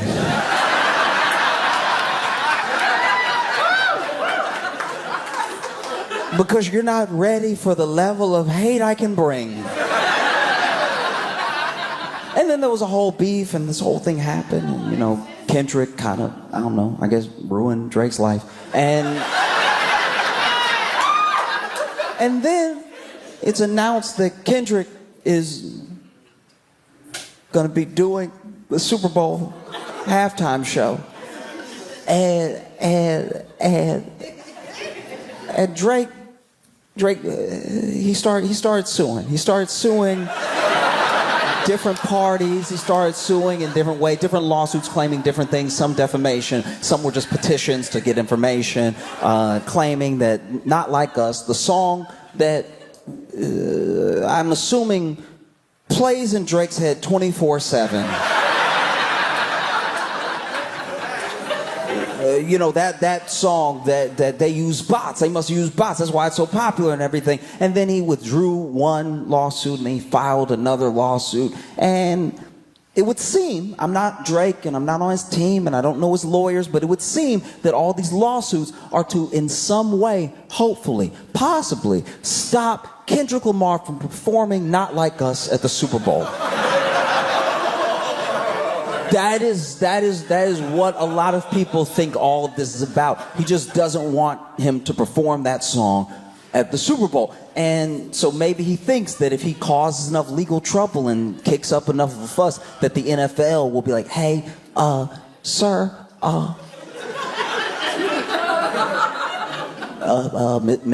Mr. Lamar, Mr. Morale. I heard it. Great album. If you could not do this one, because we just don't want to be involved in any suits and stuff. I think that's what Drake was hoping. And it appears that has not worked, because then a representative for the NFL came out and said Kendrick can do whatever songs he wants, whatever. It's his halftime show. So let him perform. You know what I mean? And that's got to be rough. That must be rough if you're Drake to hear that, because now all Drake can potentially do is sue sound. That's the only thing he hasn't tried. If he comes out and is like, hey, anybody making noise can get it, all right? It's the only thing I can think of. You know what I mean? Because it must be terrifying. If you're Drake, to think that Kendrick might perform Not Like Us at the Super Bowl halftime show, one of the most watched events in television, period, might be him doing a song he wrote about you. A song that already, as I'm speaking, has won 3 Grammys. That's gotta be terrifying, to think that he might go out there and perform Not Like Us at the Super Bowl. And the audience knows every word. That would be terrible. That would be, because I would never want to know that. Even if somebody made a song that was devastating about me and my life, and it really tore me up and everybody liked it, I wouldn't want to know that they knew it word for word. You know? That's got to be terrifying, to think that Kendrick Lamar might get out there and perform Not Like Us. Might to a loud stadium of fans screaming. You know? Try and strike a chord, and it's probably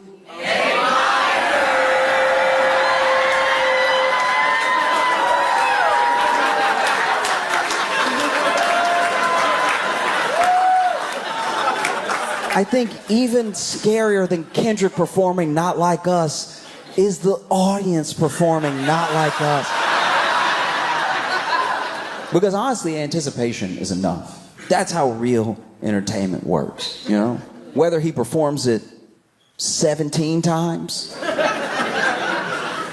or he doesn't perform it at all, it's already met the moment in that way. You know, everyone kicking up a stink about it is what actually caused it to get so much attention, just to see if he'll do it. You know, I mean, I hope he does it. I kind of hope it's the only thing he does.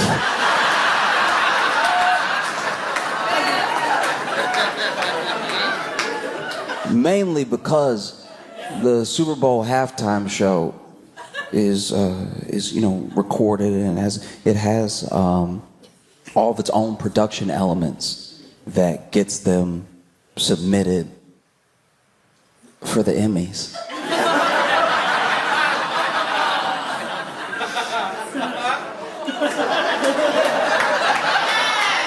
And so there's a chance that this Grammy-winning song might become an Emmy-winning performance.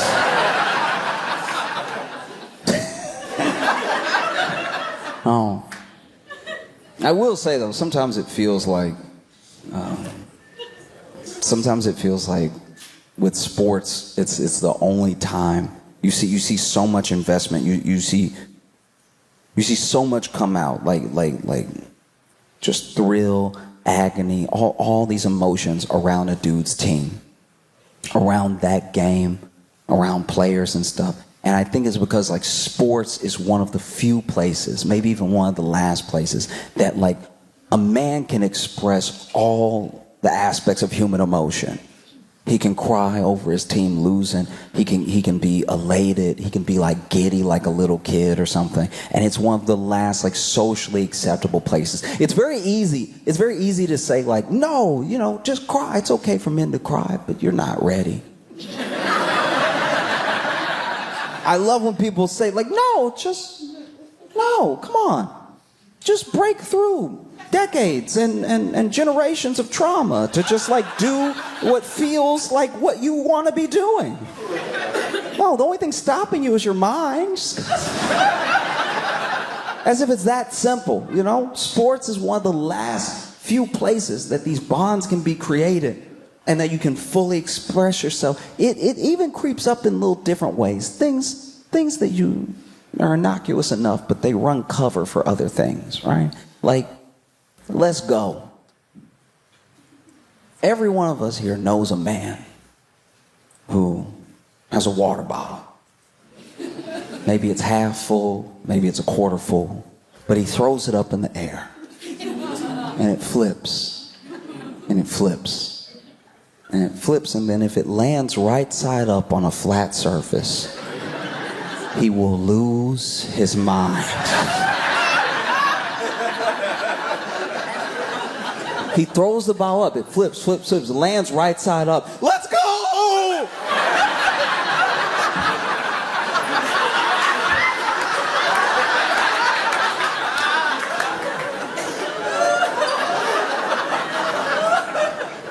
Like, let's go was just invented to run cover for dudes crying. It is. Go! It's the same mouth movement. It's the same shapes. And if you scream, let's go hard enough, you can squint. And when you squint, people can't tell you're crying. Because we've all known a man. All of us here have known a man where his team, whatever the reason it is that he loves that team, it doesn't matter. His team is down. All right? Loved this team since he was a little kid. Memories going to the stadium and everything. His team is down. It's a very important game. Playoff game. Maybe the game that decides whether or not his team goes to the Super Bowl. This team that he loves, who maybe has never got this far in a long, long time. And they're down with 3 seconds left. They have possession, and they throw a Hail Mary pass. All right? Wide receiver is running for his life as hard as he can. He jumps up in the air, and then by his fingertips, he manages to get control of the ball in the air. He clenches it tight. He lands. Touchdown. Touchdown. The team was behind, and now they're ahead. They've won. There were 3 seconds left. The game is over. And then your friend, who's not on the team,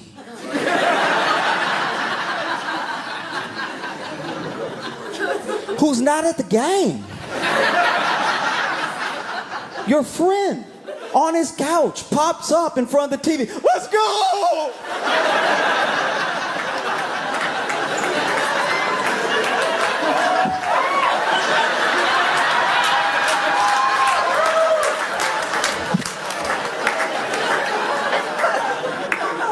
Like truly, as men, I don't even think we would need let's go if we just felt more comfortable saying, I really needed that.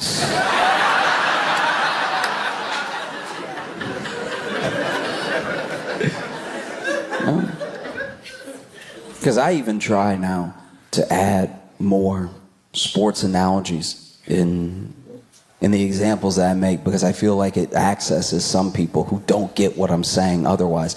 There are people that are truly, we give them a bad rap and everybody makes fun of them and everything, but there are people who are genuinely very, very intelligent. You can tell they're intelligent because they find a game that they love and all the game theory around it and all of the possible combinations of what a play could be go through their head. They can screen a play perfectly, almost like it has the lines that we see on the screen, right? But for them, it's playing out perfectly. They know what's happening next. They know someone's made a mistake as soon as the play starts because they understand the game that much. They just don't ever know why their wife is mad.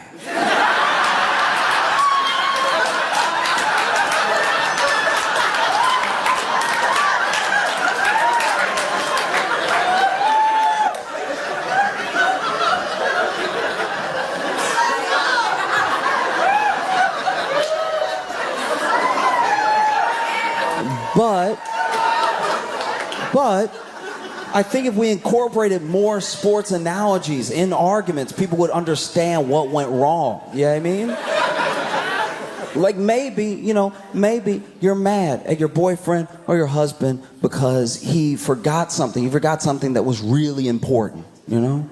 And maybe it was like your sister's birthday and you had so much going on that you asked him to go pick something up and then meet you at the party. And instead of going to pick it up, he just met you at the party. And now the place is closed. And so it looks like you didn't get your sister anything. And so you're upset with him because you asked him for this one thing. And instead of doing it, he just kind of blew it off, or he wasn't paying attention, or he genuinely just forgot and then showed up and he doesn't understand why you're upset. But if you say to him, look,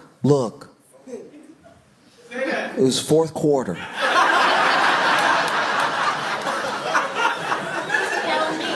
It was fourth quarter, and you're at the 3rd-yard line. Like, you're in danger of the other team getting a safety. That's how clutch this is. You only have a few seconds to pass off that ball, right? And if you don't do it just right, that's it, you know? We're not coming back from this, you know? And instead of looking out for your receiver who's wide open until 5 p.m., like I said, who's wide open.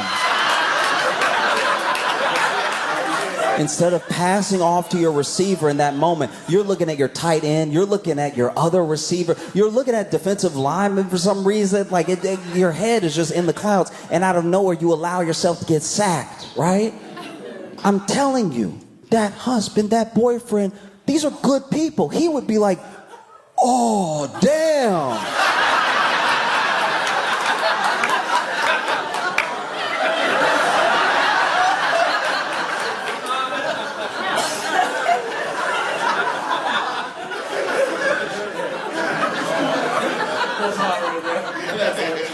Her present was the receiver. Oh. Got you. My bad, baby, my bad. Even in instances that people are like insanely divided on, like to the point of threats, to the point of the threat of violence, even in political arguments, if you use some sort of football analogy, sometimes that cuts through, you know? Like if Trump is the quarterback.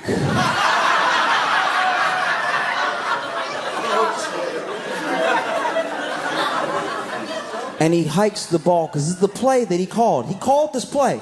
This was his play that he wanted. He gets to call the play. Not always, not every play, but this play specifically. He called this play because he wanted to do it, because he thought it was a good idea. This was his play, right? And then everybody was open. The tight end was open. The wide receiver was open.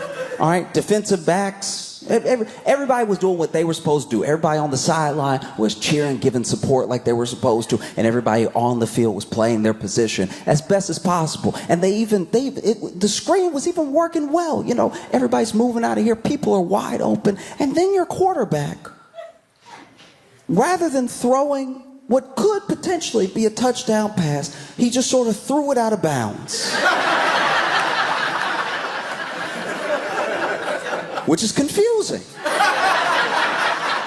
So the next time that y'all huddle up, you ask him, you're like, hey, what was that? What happened? That was the play that you picked. Why'd you throw it out? Were you scared you were going to get sacked? What, is it a time thing? You're trying to stop the clock? Like, you're trying to give him the benefit of the doubt in as many ways as you can. Like, hey, so what's the plan here? You're literally bent over, huddled up, looking in close. What's the plan? What are you doing? What is the goal here? Because I thought I was playing my position perfectly, and then you do the. So what's next? What happened? Tell me what happened. And then your quarterback is like, I think the ball was black. I don't know.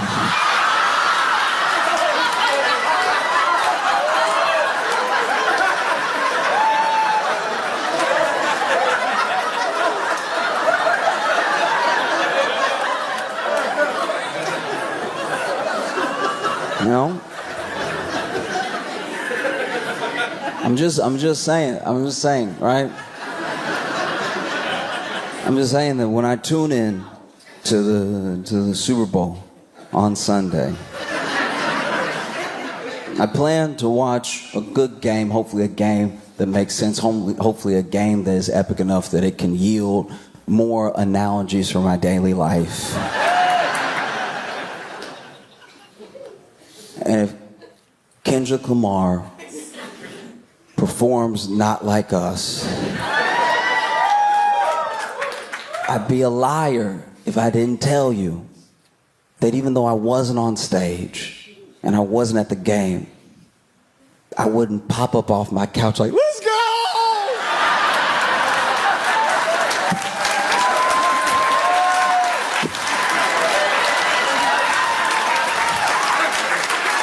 Cincinnati, y'all been phenomenal. Thank you so much.